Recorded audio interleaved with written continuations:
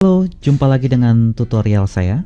Masih di channel Eko Risdianto, channel yang membahas tentang seputar teknologi pembelajaran, baik itu tips dan trik penggunaan software yang berkaitan dengan pembelajaran, desain presentasi untuk kegiatan pembelajaran, review gadget dan teknologi yang berkaitan dengan pembelajaran, yang tentunya bisa membuat kita menjadi lebih inspiratif, inovatif, kreatif, dan produktif. Nah, bagi teman-teman yang merasa channel ini sesuai dengan konten-konten yang teman-teman inginkan, langsung saja subscribe channel ini ya. Karena dengan subscribe teman-teman akan selalu mendapatkan update tutorial-tutorial yang kami berikan. Baik, pada tutorial kali ini kita akan membahas 20 shortcut yang ada di PowerPoint. Mungkin shortcut ini akan sangat berguna bagi kegiatan presentasi Anda menggunakan PowerPoint.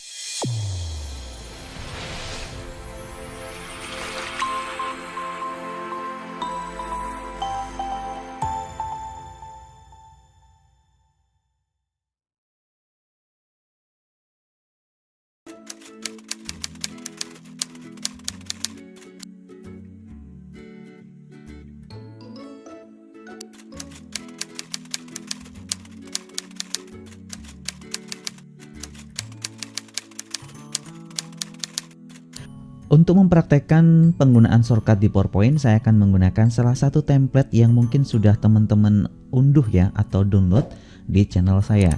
Jadi ini adalah template dengan tema untuk judul tugas ataupun penelitian, yaitu dengan tema pertanian ya. Jadi teman-teman yang ingin mendapatkan template ini silahkan download di channel video saya secara gratis.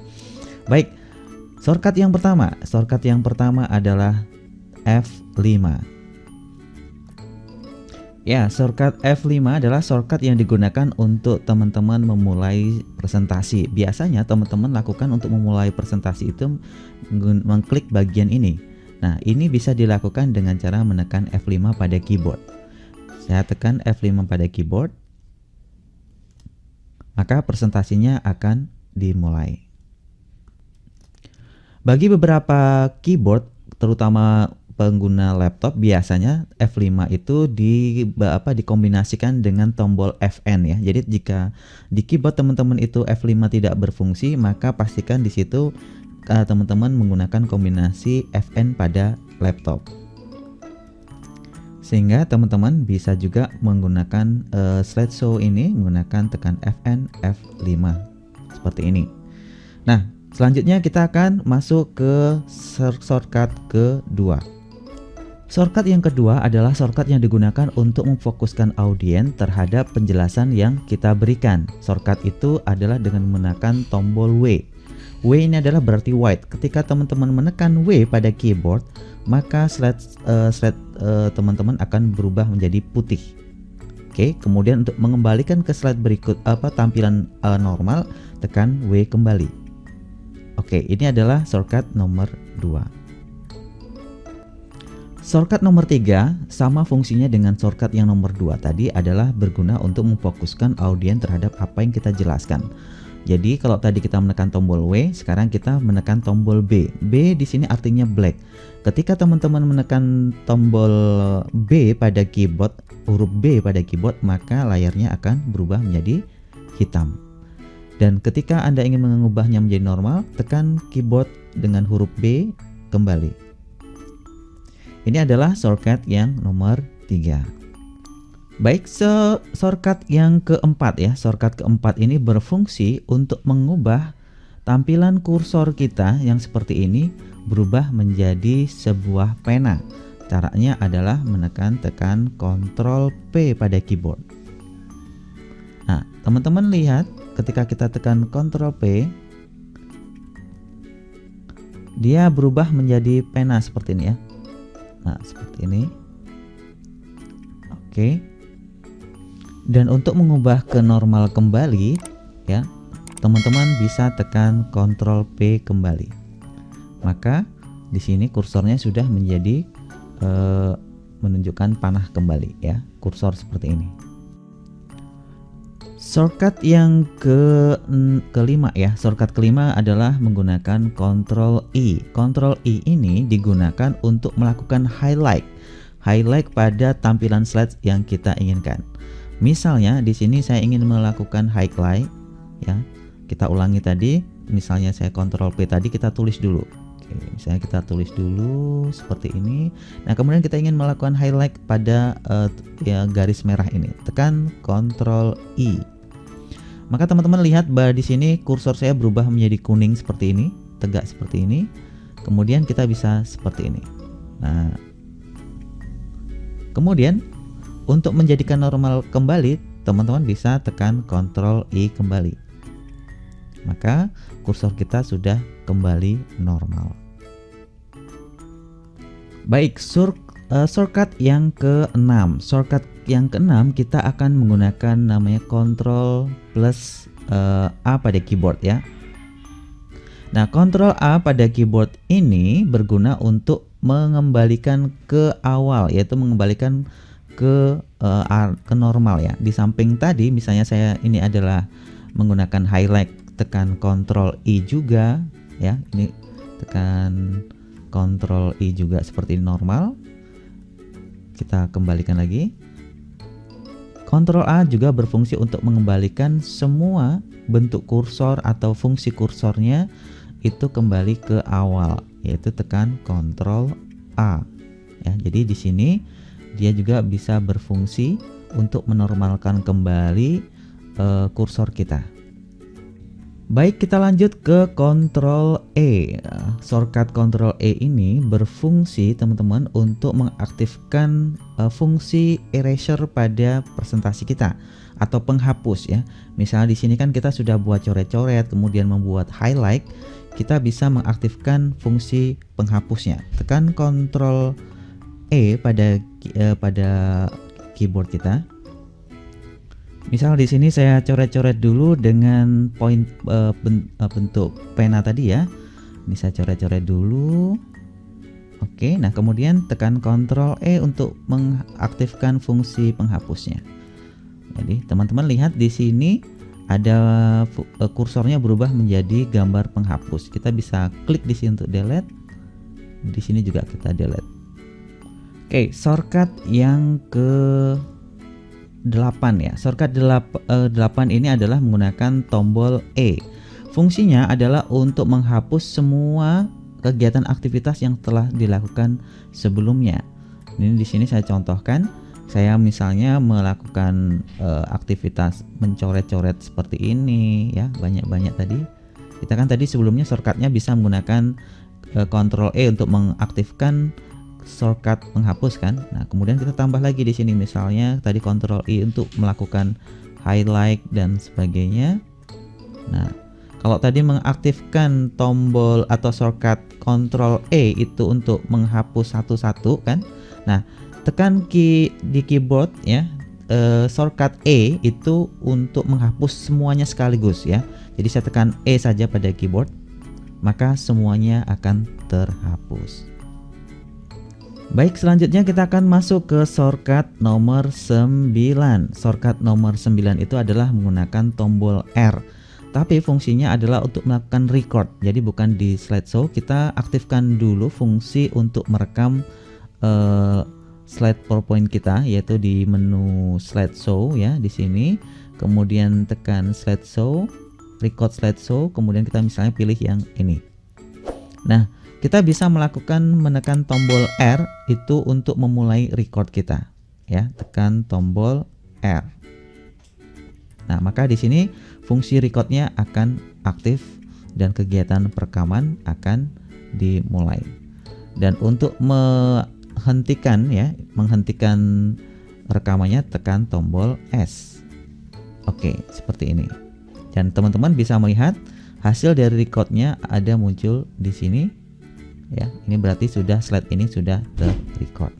Oke, shortcut R dan tombol S tadi sekaligus shortcut nomor 9 dan 10. Sekarang kita akan masuk ke shortcut nomor 11.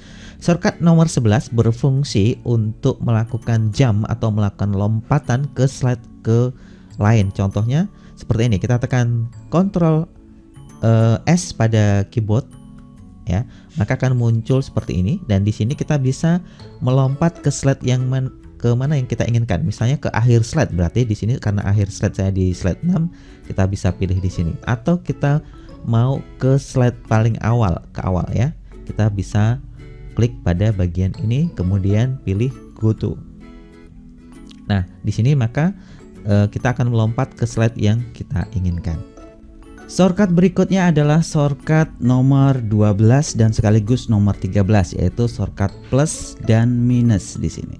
Jadi teman-teman jika saat melakukan presentasi menekan tombol tanda plus pada keyboard, maka dia akan melakukan zoom seperti ini, dan teman-teman bisa ketika di zoom bisa geser-geser seperti ini ya. Oke. Nah, sebaliknya untuk melakukan zoom out atau ini bisa tekan tombol minus ya. Oke, seperti ini. Nah, kalau kita tekan terus tanda minusnya, maka dia akan seperti ini. Nah, tanda minus lagi, kecil, kecil, kecil, dan seterusnya. Ini kita besarkan, dan untuk mengembalikan lagi, kita tekan klik 2 kali di sini. Oke, itu adalah shortcut nomor 12 dan 13. Baik, selanjutnya kita akan menunjukkan shortcut yang ke-14. Shortcut nomor 14 itu menggunakan Ctrl plus T pada keyboard ya. Ini bermanfaat untuk apa? Untuk menampilkan taskbar Windows kita. Di sini kan tidak nampak waktu kita slideshow. Nah, kalau kita tekan Ctrl plus T pada keyboard, maka akan muncul taskbarnya sehingga kita bisa membuka aplikasi yang lain. Nah, untuk menyembunyikannya lagi gimana? Tekan Ctrl T kembali ya. Seperti ini. Misalnya kita klik lagi, kita mau memunculkan, tekan Ctrl T seperti ini. Untuk menghilangkan, tinggal kita klik saja, nanti dia akan hilang kembali. Itu adalah shortcut nomor 14. Baik teman-teman, kita masuk ke shortcut yang nomor 15. Shortcut nomor 15 berfungsi untuk menyembunyikan kursor kita. Contohnya ini teman-teman, kursor kita ini terlihat di sini ya. Kita terlihat di sini. Nah, kalau kita tekan Ctrl H pada keyboard, Ctrl plus H pada keyboard ya. Nah, maka kursor kita hilang ya. Nggak nampak, kita gerak-gerakkan ini tidak nampak. Nah, kalau kita ingin memunculkan kembali, tekan Ctrl U, maka kursor kita akan kembali normal. Kita coba lagi, tekan di sini yang warna hitam biar jelas ya, saya letakkan di sini Ctrl H, dia akan hilang. Ini walaupun saya gerakkan kemana-mana kursornya itu tidak nampak, namun jika ingin menampakkan kembali, memunculkan kembali, tekan Ctrl U pada keyboard. Ini adalah shortcut yang ke-15. Baik, shortcut yang ke-16 adalah shortcut yang digunakan untuk melakukan playback pada sebuah video yang dimasukkan ke dalam slide PowerPoint. Misalnya di slide ini saya sudah memasukkan sebuah video. Contohnya di sini ada sebuah barnya di sini. Nah, kemudian jika saya ingin melakukan play, maka tekan Alt pada keyboard plus tombol P pada keyboard. Ya. Oke, seperti ini. Dan jika kita tekan tombol Alt P kembali, maka dia akan melakukan pause. Jadi kedua fungsi Alt plus P ini bisa digunakan untuk play dan juga pause. Kita lakukan lagi sekali lagi. Tekan Alt plus P lagi untuk melakukan pause. Oke, baik, itulah shortcut nomor 16. Berikutnya adalah shortcut nomor 17. Shortcut ini adalah gabungan dari Alt dan plus tombol Q pada keyboard. Fungsi shortcut ini adalah untuk melakukan start awal pada sebuah video. Jadi kalau kita di sini sudah melakukan memplay sebuah video sampai di sini, jika kita ingin mengulang dari awal, kita meletakkan posisi videonya dari awal video, kita tekan Alt Q. Ya, kita klik di sini. Alt Q. Oke, maka playbacknya akan mengulang dari posisi awal ya. Coba kita letakkan lagi di sebelah sini, misalnya videonya sampai sini. Kemudian kita letakkan, tekan tombol Alt Q, maka dia akan posisinya di awal kembali. Ini adalah shortcut nomor 17. Shortcut berikutnya adalah kombinasi Alt plus huruf U ya. Shortcut ini berfungsi untuk melakukan mute ya pada sebuah video yang sedang berjalan sehingga suaranya akan termute. Misal di sini saya akan melakukan play. Ya, tekan kontrol ALTP untuk play ya. Kemudian tekan ALTU. Maka suaranya videonya berjalan tapi suaranya tidak ada. Ya, sekali lagi fungsi dari tombol ALT plus U ini adalah untuk melakukan mute ya pada suara yang dijalankan pada sebuah video sehingga audionya itu tidak terdengar. Ini adalah shortcut nomor 18. Baik, shortcut selanjutnya adalah shortcut nomor 19. Shortcut ini adalah kombinasi dari tombol Fn langsung F1 ya. Di sini F1 atau Fn F1. Fungsinya adalah untuk menunjukkan semua tombol-tombol shortcut yang disediakan di PowerPoint. Kita tekan F1, maka di sini teman-teman bisa melihat seluruh shortcut yang disediakan oleh di slide PowerPoint kita. Jadi apa yang saya sudah disebutkan di awal tadi juga teman-teman bisa melihatnya dengan tekan tombol F1 atau Fn F1 ya. Jadi jika F1-nya tidak muncul, teman-teman mungkin tekan tombol Fn plus F1. Ini merupakan shortcut nomor 19.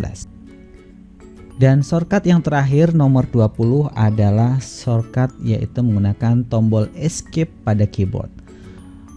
Fungsi tombol shortcut escape pada keyboard adalah untuk keluar dari slide presentasi yang di slideshow ya. Seperti ini, tekan tombol escape, maka teman-teman akan kembali ke bagian editor slide-nya.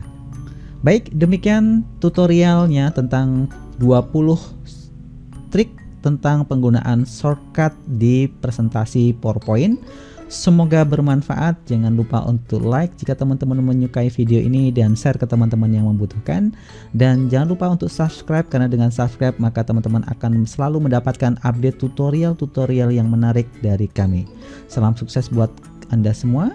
Kita jumpa lagi dalam tutorial berikutnya.